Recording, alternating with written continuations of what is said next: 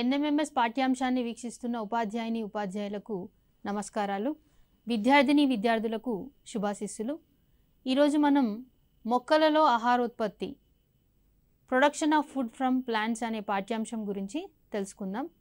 ఈ పాఠ్యాంశంలో ఎన్ఎంఎంఎస్లో ఎలాంటి క్వశ్చన్స్ అడిగే అవకాశం ఉంది, ఈ పాఠ్యాంశంలో ఏ అంశాలపై దృష్టి సారించాలో తెలుసుకుందాం. అగ్రికల్చర్, వ్యవసాయం అంటే ఏంటి? The plants which are grown in large number to get useful food products are known as crops. The process of growing crops is called as agriculture. ఎక్కువ మొత్తంలో మొక్కలని పెంచడాన్ని పంటలు అంటాం. పంటలు పండించడాన్ని లేదా పంటలు పండించే వృత్తినే వ్యవసాయం, అగ్రికల్చర్ అని అంటాం. మరి పంటల్లో ఎన్ని రకాలు ఉన్నాయో చూసినట్లయితే బేస్డ్ ఆన్ ద సీజన్స్ని బట్టి పంటలు 3 రకాలని చెప్తాం. Kharif, rabi, Zayd. Based on the duration of time taken for cultivation, వ్యవసాయం చేయడానికి పట్టే సమయాన్ని బట్టి పంటలు 2 రకాలని చెప్తాం. Short term crops, long term crops. స్వల్పకాలిక పంటలు, దీర్ఘకాలిక పంటలు అంటాం. మరి kharif, rabi, short term, long term, kharif, rabi, short term, long term crops గురించి తెలుసుకుందాం. Some crops like jowar, red gram takes minimum of 180 days or more for harvesting. Such crops are called long term crops. జోహర్ అంటే జొన్న, రెడ్ గ్రామ్ అంటే కందులు. మరి కంది, జొన్న లాంటి పంటల్ని పండించడానికి దాదాపు 180 రోజుల సమయం పడుతుంది. ఇలాంటి పంటలని దీర్ఘకాలిక పంటలు అని చెప్పేసి అంటాం. Some crops like green gram, black gram takes 100 days for harvesting. Such crops are called short term crops. పెసర్లు, గ్రీన్ గ్రామ్ అంటే పెసర్లు, బ్లాక్ గ్రామ్ అంటే మినుములు. వీటిని పండించడానికి 100 రోజుల సమయం లేదా అంతకంటే తక్కువ సమయం పడుతుంది. ఇలాంటి పంటల్ని స్వల్పకాలిక పంటలు అని చెప్పేసి అంటాం. మరి ఖరీఫ్ అంటే ఏంటి? The crops grown in the rainy season are termed as kharif. Kharif means rainy season. In Arabic language kharif means rain.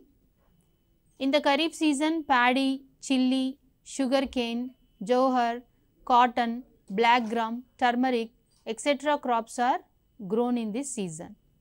Kharif season అనేది ఏ టైంలో స్టార్ట్ అవుతుంది, ఎక్కడి వరకు ఎండ్ అవుతుంది? జూన్ నుంచి అక్టోబర్ మధ్య ఉన్న కాలాన్ని మనం ఖరీఫ్ సీజన్ అని చెప్పేసి అంటాం. ఈ ఖరీఫ్ సీజన్లో ఇక్కడ చెప్పబడిన పంటలన్నీ కూడా వరి, మిరప, చెరకు, జొన్న, పత్తి, మినుములు ఇవన్నీ కూడా పండిస్తాం. మరి రబీ అంటే ఏంది? The crops that are grown only winter season. Winter season అంటే అక్టోబర్ నుంచి జనవరి లేదా ఏప్రిల్ వరకు ఉన్న కాలాన్ని మనం రబీ సీజన్ అంటాం. Generally rabi means summer season. In Arabic language rabi means winter. Wheat, rice, coriander, fenugreek, barley, these are the crops grown in rabi season. వింటర్లో స్టార్ట్ అవుతుంది కాబట్టి దీన్ని మనం వింటర్ సీజన్ అని కూడా అంటాం అన్నమాట. అక్టోబర్ నుంచి జనవరి మధ్య కాలంలో ఉంటుంది. మరి జయద్ అంటే ఏంటి? జయద్ సీజన్ అనేది ఏప్రిల్లో స్టార్ట్ అవుతుంది. ఏప్రిల్లో స్టార్ట్ అయ్యి ఏప్రిల్, మే, జూన్ ఈ 3 నెలల కాలంలో కూడా పంటలు పండిస్తూ ఉంటారు. కొంతమంది రైతులు ప్యాడీని కూడా 3 months కాలంలో పండే ప్యాడీ, ఇంకా ఎక్కువగా కూరగాయలు, వాటర్ మిలన్స్ ఆ టైంలో పండిస్తారు. Kharif, rabi and Zayd 3 types of crops ఉంటాయి టైంని బట్టి. Wheat plants flowering takes place only in short night durations. As long as the nights are longer than 12.5 hours, the wheat plant does not flower. In addition to that, temperature is also not sufficient to seed formation. So these are called short night duration plants. Wheat, గోధుమ మొక్కలు అనేవి night duration అనేది ఎక్కువగా ఉంటే ఇవి పుష్పాలని ఇవ్వవు. Short night duration అప్పుడే ఎక్కువ పుష్పాలని ఉత్పత్తి చేస్తాయి. కాబట్టి మనం షార్ట్ నైట్ డ్యూరేషన్ ఉన్న టైంలో వీట్, గోధుమ పంటని వేస్తూ ఉంటాం. In plants like maize, cotton, flowering will be more when the night duration is more than 12.5 hours. These are called long night duration crops. Long night duration crop అంటే రాత్రి సమయం ఎక్కువగా ఉండే పంటలు. ఈ 12.5 కంటే ఎక్కువ అవర్స్ రాత్రి సమయంలో ఇవి ఎక్కువగా పుష్పాలను ఇస్తాయి అన్నమాట. ఎంత ఎక్కువ ఫ్లవరింగ్ వస్తే ఫ్లవర్సే కదా ఫ్రూట్గా మారేది, పంట దిగుబడి కూడా అంత ఎక్కువగా ఉంటుంది. మరి లాంగ్ నైట్ డ్యూరేషన్ క్రాప్స్కి ఎగ్జాంపుల్గా మనం మెయిజ్, మొక్కజొన్న ఇంకా కాటన్ పత్తి చెప్పుకోవచ్చు. Some plants night duration is not at all the reason for flowering. They can give flowers any time during the year. కొన్ని మొక్కలకి నైట్ టైం ఎక్కువ ఉందా తక్కువ ఉందా అనే దాంతో సంబంధం లేకుండా ఎప్పుడైనా కూడా పుష్పాలను ఇస్తూనే ఉంటాయి. దానికి ఎగ్జాంపుల్ సోయాబీన్. ఇలాంటి ప్లాంట్స్ని న్యూట్రల్ ప్లాంట్స్ అని అంటాం, తటస్థ మొక్కలు అని చెప్పేసి అంటారు. Short night duration and suitable temperature are needed for proper flowering in wheat plants. That is the reason wheat is cultivated in the rabi season. గోధుమ పంట బాగా పంట దిగుబడి ఇవ్వాలంటే షార్ట్ నైట్ అంటే తక్కువ రాత్రి సమయం మరియు ఉష్ణోగ్రత సరైన విధంగా ఉండేటట్టు చూసుకోవాలి. అందుకే గోధుమని ఖరీఫ్లో కాకుండా రబీ సీజన్లో పెంచడానికి రైతులు ఇష్టపడతారు. Next, the main food for all is rice. Rice is the prime, most essential and important staple food crop. Worldwide in many countries, rice is taken as food. So, it is called as global grain. Example మనకి global grain ఏంటి అని చెప్పేసి కింద rice, Jauhar, different wheat అట్లా మనకి options ఇచ్చే అవకాశం ఉంటుంది. కాబట్టి ఇంపార్టెంట్, అది గుర్తుపెట్టుకోండి. గ్లోబల్ గ్రెయిన్ అని ఎందుకు అంటామంటే ప్రపంచంలో ఉన్న అన్ని దేశాల్లో కూడా చాలా వరకు వరిని ఆహారంగా తీసుకుంటారు. Rice was cultivated in the late Mesolithic period, that is 9000 to 8000 BC, and in the Harappan civilization 2300 BC. It is also grown in the cooler temperature regions of China, Japan and Australia. India has the largest area of land under rice cultivation in the world. Although the production per hectare is low when compared with China and Japan. ప్రపంచంలో ఎక్కువ మొత్తంలో వరిని సాగు చేసే దేశం ఏంటంటే ఇండియానే. ఎక్కువ మొత్తం అంటే ఎక్కువ ఎకరాలలో అన్నమాట. ఎక్కువ ఎకరాలలో వరిని సాగు చేసే దేశం ఇండియానే అయినప్పటికీ చైనా, జపాన్తో పోల్చుకుంటే మన దేశంలో వరి ఉత్పత్తి అనేది తక్కువ ఉంది. ఎందుకు అనేది తెలుసుకుందాం. దానికంటే ముందు మన దగ్గర వరిని పెంచిన ఆనవాళ్ళు హరప్పన్ నాగరికతలో కూడా, అంటే 2300 ఇయర్స్ కంటే ముందు కూడా వరిని పెంచిన ఆనవాళ్ళు మనకు హరప్పా నాగరికత కాలంలో కనిపించాయి. అంతేకాకుండా మెసోలిథిక్ పీరియడ్లో కూడా రైస్ని కల్టివేట్ చేసేవాళ్ళు అనేది కూడా మనకి హిస్టరీ చెప్తుంది. మరి చైనా అండ్ ఇండియా, జపాన్ యొక్క చూసినట్లయితే సెన్సెస్ రైస్కి సంబంధించి చూసినట్లయితే land under rice cultivation million hectares. India 40 million hectares అయితే China 37 million hectare, Japan 2.5 million హెక్టార్స్లో వరిని సాగు చేస్తుంది. Total production million metric tons. ఇండియాలో వచ్చి 79 మిలియన్ మెట్రిక్ టన్స్ ఉంటాయి. China 130 million metric tons produce చేస్తుంది. జపాన్ 16 మెట్రిక్ టన్స్ని ప్రొడ్యూస్ చేస్తుంది. ప్రొడక్షన్ పర్ ఏరియా, ఒక హెక్టార్ అంటే 2.5 ఎకర్స్ అనమాట. 2.4 ఎకర్స్ని మనం ఒక హెక్టార్ అంటాం. మరి మన ఇండియాలో 2.4 ఎకర్స్కి ఎంత రైస్ కల్టివేట్ చేస్తున్నాం మనం అంటే, ఎంత ప్రొడక్షన్ ఉంది అంటే 1975 kgs. అదే చైనాలో అయితే 3534 kgs కల్టివేట్ చేస్తున్నారు. జపాన్ వాళ్ళైతే 6250 kgsని ప్రొడ్యూస్ చేస్తున్నారు. అత్యధికంగా మరి ఎవరు ప్రొడ్యూస్ చేస్తున్నారు? జపాన్ వాళ్ళు.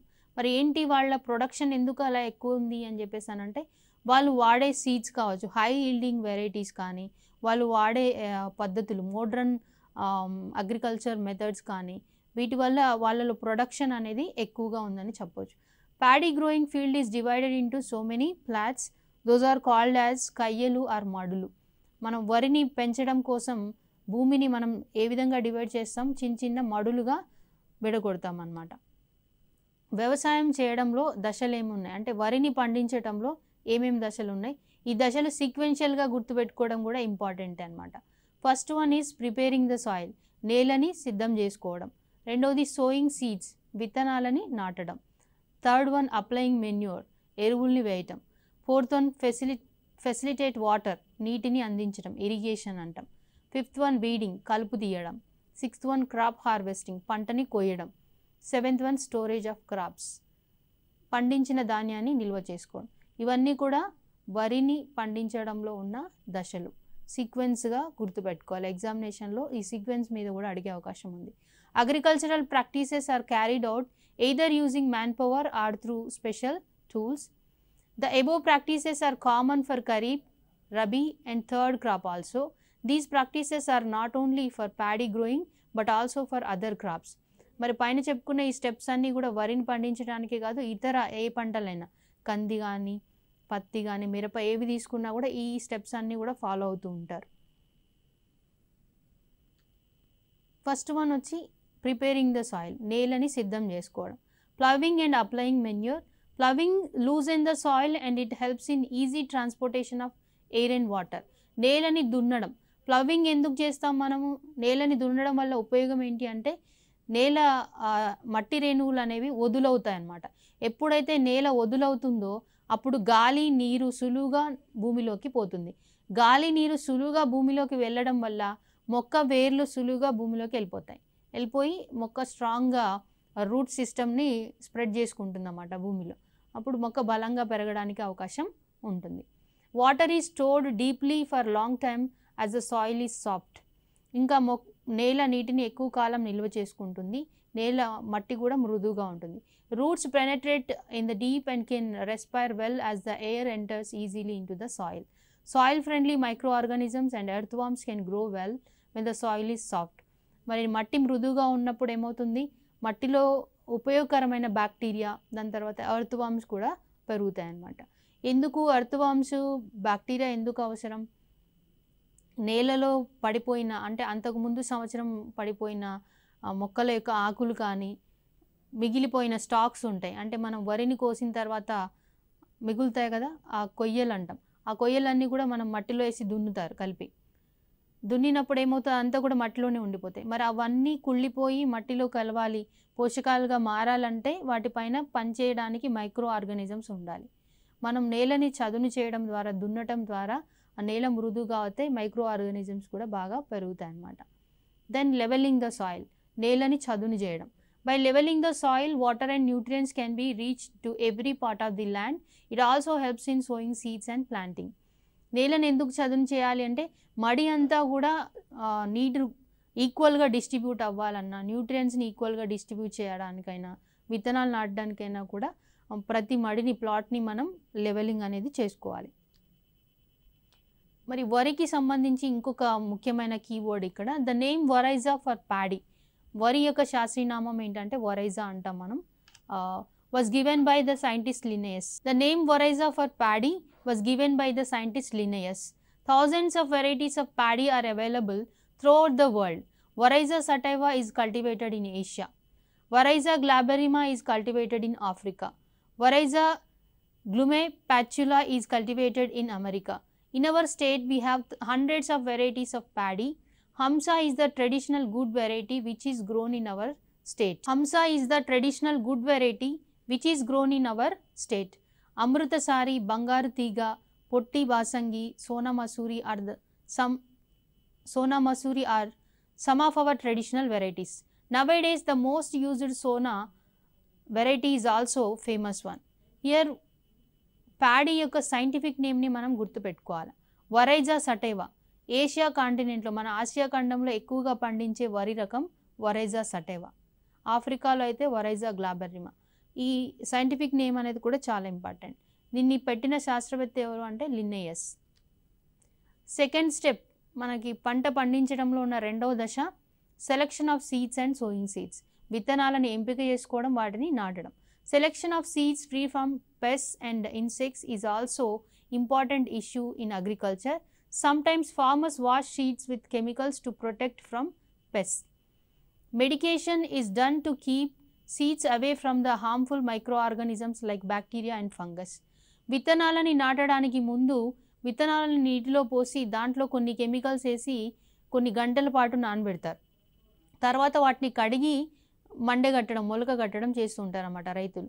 ఎందుకు అలా కెమికల్స్ కలుపుతారు మండే కట్టడానికి ముందు అంటే దాంట్లో ఏమైనా బ్యాక్టీరియాలు, ఫంగస్ లాంటివి ఉంటే వాటిని చంపడానికి, ఇంకేమైనా పెస్ట్, పురుగులు, కీటకాలు ఉంటే కూడా చనిపోతాయి అన్నమాట. Most of the time farmers develop seed beds to grow paddy seedlings or నారు. These grown plantlets are uprooted and planted throughout the field, that is called నాట్లు. ఇక్కడ మనం ఏం చేస్తారు, వరిని పండించేటప్పుడు రైతులు నాట్లు వరిని పండించేటప్పుడు నారు పోయడం జరుగుతుందన్నమాట. ఇక్కడ పిక్చర్లో మీకు కనిపిస్తున్నాయి వీటిని మనం ప్లాంట్లెట్స్ అంటాం. నారు మొక్కలు.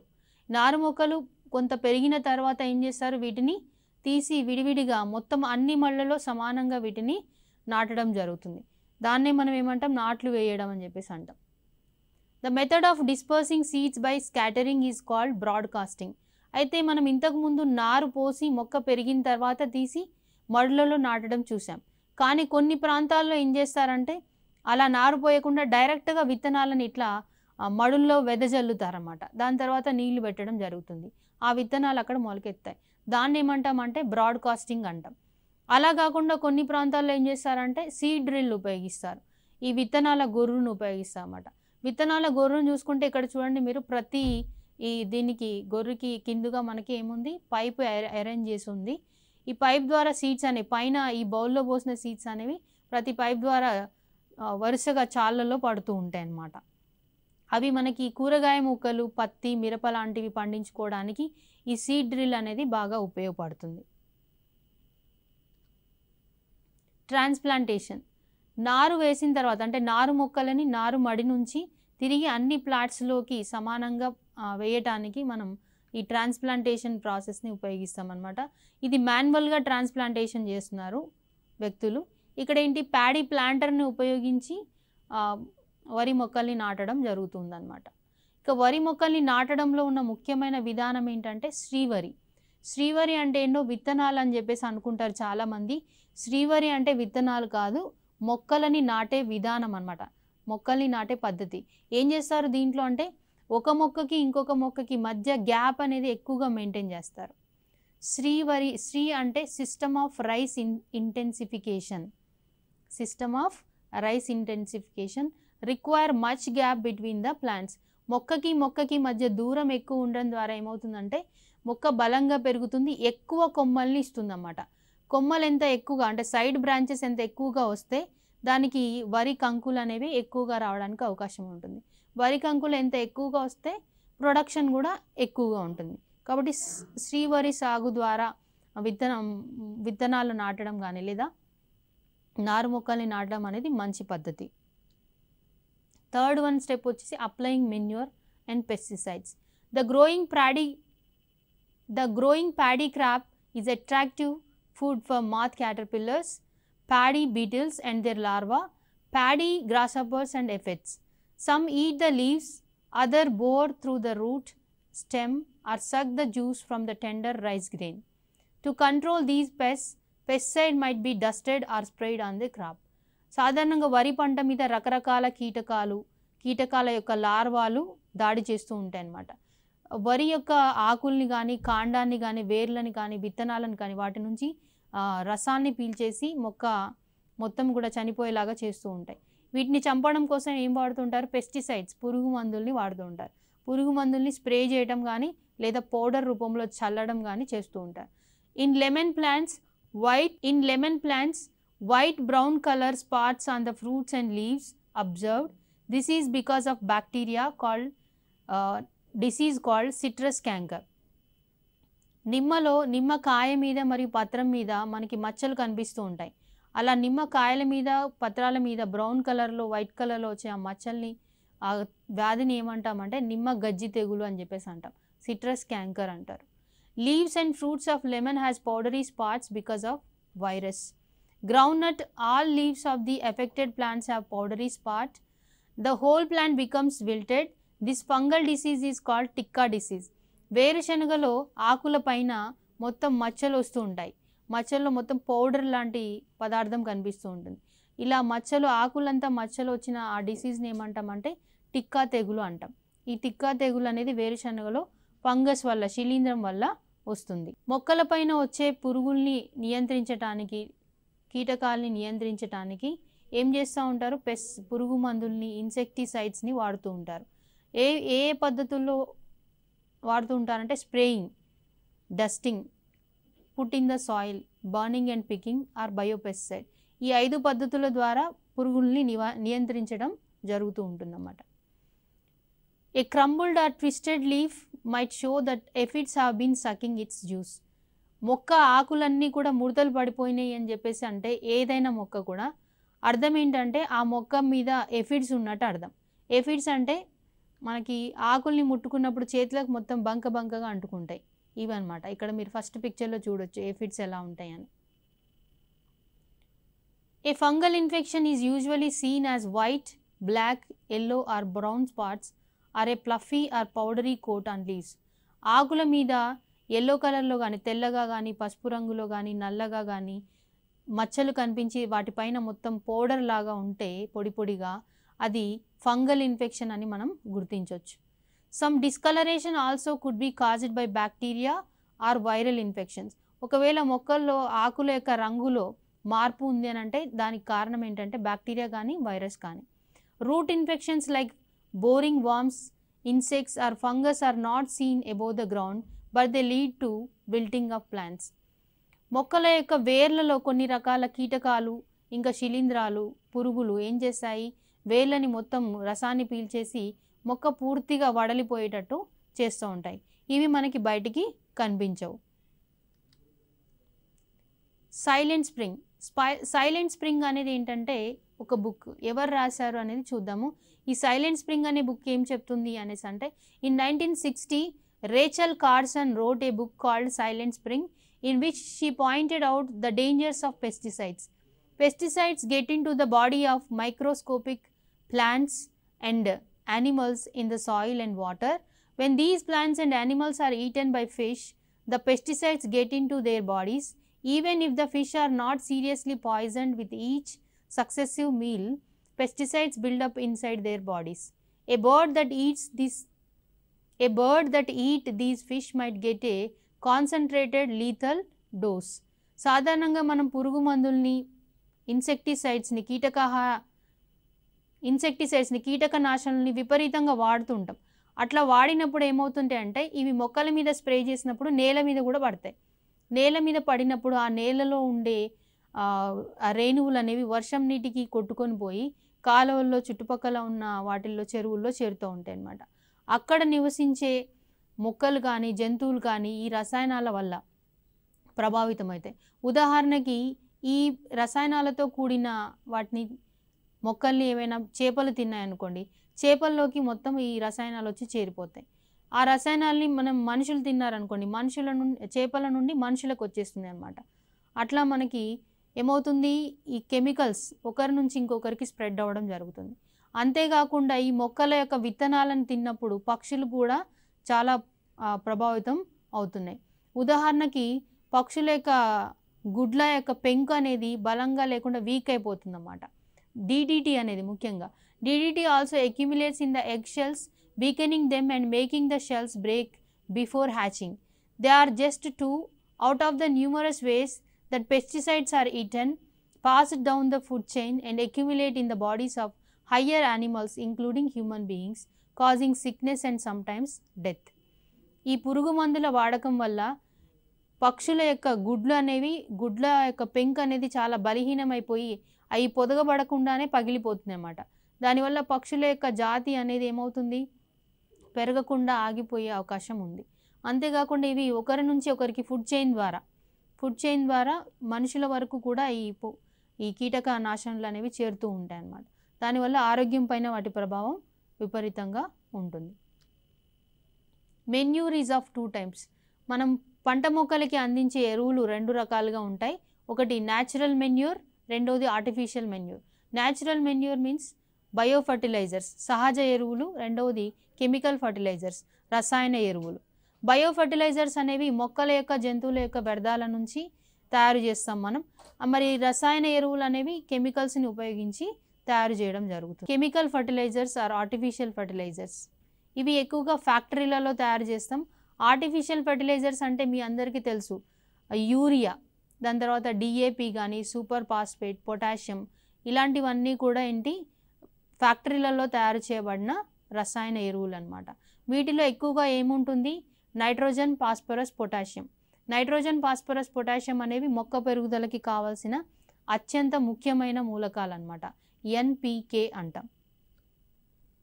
What would happen if over dosage of manure is added to soil? ఎక్కువ మొత్తంలో ఎరువుల్ని వాడితే ఏమవుతుంది, ఏమవుతుంది, ఎక్కువ మొత్తంలో ఎరువులు వాడినప్పుడు ఈ ఎరువులు అనేవి ఆ పొలంలో పడ్డమే కాకుండా పొలం నుంచి వర్షపు నీటి ద్వారా పక్కనున్న చెరువులోకి కుంటల్లోకి కూడా చేరిపోయే అవకాశం ఉంది ఎక్కువగా ఉండే ఈ ఎరువులు అనేవి. అంతేకాకుండా నేల యొక్క ఫర్టిలిటీని కూడా ఈ ఎరువులు అనేవి ప్రభావితం చేస్తాయి. ఎసిడిక్ లేదా ఆల్కలైన్ నేచర్ అనేది మారిపోవడం జరుగుతుంది. బాగా ఎసిడిక్గా కానీ లేకపోతే బాగా ఆల్కలైన్ నేచర్లోకి కానీ బాగా ఆమ్లత్వాన్ని కానీ లేదా క్షారత్వాన్ని కానీ చేరుకునే ప్రభావం ఉంది. ఇరిగేషన్ మీన్స్ నీటిపారుదల. The process of watering crop plants in the field is known as irrigation. ఇరిగేషన్లో ఫరో ఇరిగేషన్ అంటాం. Furrow irrigation means in this method of irrigation the water is allowed to enter the field through channels or furrows made between 2 rows of crop. అంటే చాళ్ళల ద్వారా నీటిని అందించడం జరుగుతుందన్నమాట, చిన్న చిన్న కాలువల ద్వారా. Basin irrigation. In this method of irrigation the field is just filled with water as in the case of paddy. మడి మొత్తానికి నీళ్లు పెట్టడం జరుగుతుందన్నమాట. దాన్ని మనం బేసిన్ ఇరిగేషన్ అంటాం. ఈ ఫరో ఇరిగేషన్, బేసిన్ ఇరిగేషన్ ద్వారా నేల మొత్తం తడుచుకుంటూ పోవాలి కాబట్టి నీరు అనేది వేస్ట్ అవుతూ ఉంటాయి. అలా కాకుండా నీరు వేస్ట్ కాకుండా ఉండాలంటే మనకి బెస్ట్ మెథడ్స్ ఏంటంటే తక్కువ వాటర్ని ఉపయోగించుకునే పద్ధతులు. ఏంటంటే మోడర్న్ మెథడ్స్ ఆఫ్ ఇరిగేషన్, ఆధునిక నీటిపారుదల పద్ధతులు అన్నమాట. వీటిలో ఆధునిక నీటిపారుదల పద్ధతులు ముఖ్యంగా చెప్పుకోదగ్గవి స్ప్రింక్లర్స్, డ్రిప్ ఇరిగేషన్. స్ప్రింక్లర్స్ ద్వారా ఏంటంటే యూనిఫామ్గా ల్యాండ్ అంతా కూడా మనం ఒకేసారి నీటిని అందించడానికి అవకాశం ఉంటుంది. డ్రిప్ ఇరిగేషన్లో ఏం చేస్తారంటే ప్రతి మొక్క దగ్గర మొత్తం అన్ని ప్లాంట్స్కి ఒక మడిలో ఉన్న ప్లాంట్స్ అన్నిటికీ కూడా ఏం చేస్తారు, పైప్ లైన్స్ వేసేసి ప్రతి మొక్క దగ్గర ఒక హోల్ని ఏర్పాటు చేయడం జరుగుతుంది అన్నమాట. పైపుకి ఏమవుతుంది, ఆ పైపు ద్వారా మొక్క దగ్గర మాత్రమే నీళ్లు పడతాయి అన్నమాట. ల్యాండ్ అంతా కూడా వాటర్ని సప్లై చేయాల్సిన అవసరం ఉండదు. వాటర్ వేస్టేజ్ అనేది ఇక్కడ జరగదు. 5th వన్ వచ్చి వీడ్స్ అంటే ఏంటి అసలు? యాక్చువల్గా మనకి కావాల్సిన ఆహార పంటలతో పాటు పెరిగే మొక్కల్ని మనం కలుపు మొక్కలు అంటాం అనమాట. వీటి వల్ల మనకి ఎలాంటి ఉపయోగం ఉండదు. ఈ కలుపు మొక్కలు ఇంకా ఏం చేస్తాయంటే పంట మొక్కలతో పాటు ఆహారం కోసం పోటీ పడతాయి, ప్లేస్ కోసం పోటీ పడతాయి, సన్లైట్ కోసం పోటీ పడతాయి. వీటి వల్ల ఇంకా వ్యాధులు కూడా వ్యాప్తి చెందే అవకాశం ఉంది. కాబట్టి కలుపు మొక్కలని పంట మొక్కల నుంచి ఎప్పటికప్పుడు తొలగించి వాటిని కాల్చివేయాల్సిన ఆవశ్యకత చాలా ఉంది. కొంతమంది హెర్బిసైడ్స్ని కూడా వాడుతుంటారు కలుపుల్ని తొలగించడం కోసం. హెర్బిసైడ్స్ అంటే కలుపు నాశక మందులు అన్నమాట. పార్థీనియం అని ఇక్కడ మీకు చిత్రంలో కనిపిస్తుంది కదా, ముక్కు పుల్లల మొక్క అంటాం. ఇది కూడా ఒక రకమైన కలుపు మొక్కనే. ఇది మన దేశానికి చెందింది కాదు. ఎక్కడి నుంచి మన దేశానికి వచ్చింది? Imported along with wheat from America. మన దేశానికి గోధుమ విత్తనాలతో పాటు అమెరికా నుంచి వచ్చిందన్నమాట. కానీ ఇప్పుడు ఎక్కడ చూసినా ఎక్కడ పడితే అక్కడ ఈ పార్థీనియం మొక్కలు అనేవి కనిపిస్తూ ఉంటాయి. వీడ్ కంట్రోలింగ్ ఎలా చేయొచ్చు అనేది మనం ఇక్కడ కొన్ని పద్ధతులు. హ్యాండ్ పికింగ్ అంటే చేతితో పీకి పడేయటం. వీడ్ హ్యారో అంటే కలుపుని నివారించడం కోసం దున్నుతారు ఆ నాగలి ద్వారా, దాన్ని వీడ్ హ్యారోయింగ్ అంటాం. నెక్స్ట్ టిల్లింగ్ అండ్ ప్లవింగ్ దున్నడం ద్వారా తొలగించవచ్చు. నెక్స్ట్ ఫార్మర్స్ యూజ్ వీడిసైడ్స్ అంటే కలుపు నాశక మందులు అనమాట. దీంట్లో ముఖ్యంగా చెప్పుకోదగ్గది 2,4-D. 2,4-D means two four dichlorophenoxy acetic acid. ఈ 2,4-డైక్లోరోఫినాక్సీ ఎసిటిక్ యాసిడ్ అనేది డైకాటిలిడానస్ ప్లాంట్స్ని కంట్రోల్ చేయడానికి ఉపయోగపడుతుంది. ద్విదళ బీజ మొక్కల్ని నియంత్రిస్తుంది అనమాట. నెక్స్ట్ హార్వెస్టింగ్ అంటే పంట కోయడంలో మనకి threshing, winnowing, modern harvesting on roads వంటి పద్ధతులు కనిపిస్తాయి. థ్రెషింగ్లో ఏం చేస్తారంటే విత్తనాలని, మొక్క యొక్క చివర ఉన్న విత్తనాలని వేరు చేస్తూ ఉంటారు. థ్రాషింగ్లో ఏం చేస్తారు, దేనికైనా సపోర్ట్ తీసుకొని దానికి వేసి కొడుతుంటారు అనమాట. మొక్కల్ని కొట్టినప్పుడు విత్తనాలు బయట రాలిపడుతూ ఉంటాయి. రాలిపడిన విత్తనాలన్నింటినీ ఏం చేస్తుంటారు, చాటలో తీసుకొని ఎగబట్టినప్పుడు ఏమవుతుంది, విన్నోయింగ్ చేసినప్పుడు విత్తనాలన్నీ ఒకవైపు, విత్తనాల్లో ఉన్న తాలు, దాని తర్వాత గడ్డి, పోచలు అవన్నీ ఏమన్నా ఉంటే అవన్నీ ఒకవైపు పడుతుంటాయి. మోడ్రన్ హార్వెస్టర్స్ అంటే ఇప్పుడు మనకి వరి కోత యంత్రాలు వచ్చాయి. దీంట్లో ఏంటంటే గడ్డిని వేరుగా, విత్తనాలని వేరుగా ఒకేసారి చేసేస్తుంది అన్నమాట కట్ చేసేటప్పుడు. అంతేకాకుండా ఇంకొంతమంది ఏం చేస్తారంటే ఇట్లా థ్రాషింగ్ చేయలేని వాళ్ళు, లేకపోతే మోడ్రన్ హార్వెస్టర్స్ డబ్బులు పెట్టని వాళ్ళు ఏం చేస్తారంటే మొక్కల్ని రోడ్డు మీద వదిలేస్తారు. రోడ్డు మీద పెట్టినప్పుడు ఏమైంది, వచ్చిపోయే వెహికల్స్ అన్నీ కూడా వాటి మించి తొక్కించుకుంటూ వెళ్ళడం వల్ల విత్తనాలు వేరవుతాయి అన్నమాట. ఇలాంటి వాటి వల్ల డేంజరస్ ఎవరికి, వెహికల్స్ నడిపే వాళ్ళకి. స్టోరేజ్ ఆఫ్ గ్రెయిన్స్, విత్తనాలని నిల్వ చేయడం. విత్తనాలని సాధారణంగా ఎక్కడ నిల్వ చేస్తూ ఉంటారు, గోడౌన్స్లో నిల్వ చేస్తుంటారు. ఇంకా మెటాలిక్ కంటైనర్స్లో కానీ బ్యాంబూ బిన్స్లో కానీ నిల్వ చేస్తుంటారు. ఇంతకుముందు బ్యాంబూ బిన్స్ వాడేవాళ్ళు, కానీ ఇప్పుడు మాత్రం బ్యాంబూ బిన్స్ తక్కువ మంది వాడుతున్నారు. ఇంకా కోల్డ్ స్టోరేజెస్లో కూడా నిల్వ చేయడం జరుగుతుంది. Fungi, rats, pests and bacteria causes damage to grains. Removing moisture from grains prevents the growth of micro organism. ధాన్యాల్ని నిల్వ ఉంచాలి ఎక్కువ రోజుల పాటు అంటే ధాన్యంలో ఉండే తేమని తొలగించాలి. దాని ద్వారా ఫంగీ, బ్యాక్టీరియా లాంటి వాటిని పెరగకుండా మనం చూడవచ్చు అన్నమాట. పిల్లలు, ఇప్పటి వరకు మనం మొక్కల నుండి ఆహారోత్పత్తి అనే పాఠ్యాంశం గురించి చూసాం కదా. ఈ పాఠ్యాంశం మీద ఎలాంటి ప్రశ్నలు అడిగే అవకాశం ఉంది NMMSలో చూద్దాం. Arrange the sequential steps in process of agriculture. వ్యవసాయంలో దశలని ఒక క్రమ పద్ధతిలో అమర్చమంటున్నాడు. Preparing the soil, sowing of seeds, weeding, applying manure, crop harvesting, facilitate water, storage of crops. దీంట్లో కరెక్ట్ సీక్వెన్స్ ఏంటి? ఫస్ట్ మనకి preparing the soil, second step ఏంటి sowing of seeds, third step ఏంటి అప్లయింగ్ మెన్యూర్, ఫోర్త్ స్టెప్ వచ్చి facilitate water, next step వచ్చి weeding, కలుపు మొక్కల్ని తీసేయడం, తర్వాత crop harvesting, then after that storage of crops. ఇవన్నీ ఇది కరెక్ట్ సీక్వెన్స్. దీంట్లో కరెక్ట్ ఆప్షన్ ఏంటి అంటే ఆప్షన్ బి అనేది correct. Which one of the practice is good to control diseases. వ్యాధుల్ని నియంత్రించడానికి సరైన విధానం ఏంటి? A farmer removes the affected leaves from the plant and puts them under the plant only. A farmer removes the affected leaves from the plant and puts them aside in the field. A farmer removes the affected leaves from the plant and puts them in a dump and covers with soil. A farmer removes the affected leaves from the plant and burns them. ఏవైతే వ్యాధికి లోనవుతాయో వ్యాధికి లోనైన ఆకులని మొక్క నుంచి వేరు చేసి వాటిని కాల్చివేయాలి.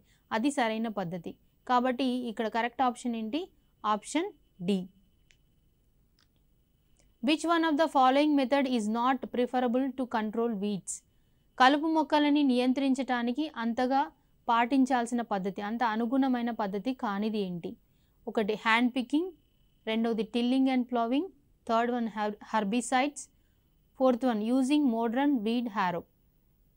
దీంట్లో హ్యాండ్ పికింగ్ చేతితో కలుపు మొక్కల్ని తీసేయడం కానీ, లేకపోతే నేలని దున్నడం కానీ, లేకపోతే కలుపు పోవడం కోసం నాగలిని ఉపయోగించి దున్నడం కానీ, నేలకి ఎలాంటి హాని ఉండదు, వాతావరణానికి ఎలాంటి హాని ఉండదు. కానీ సి ఆప్షన్ ఏంటి? హెర్బిసైడ్స్, కలుపు నాశక మందుల్ని ఉపయోగించడం. వీటి వల్ల పర్యావరణానికి హాని జరుగుతుంది. కాబట్టి ఇది మనం ఇక కలుపుని నియంత్రించలేని దశలో ఉంది, మన చేయి దాటిపోయింది అంటే అప్పుడు హెర్బిసైడ్ వాడవచ్చు.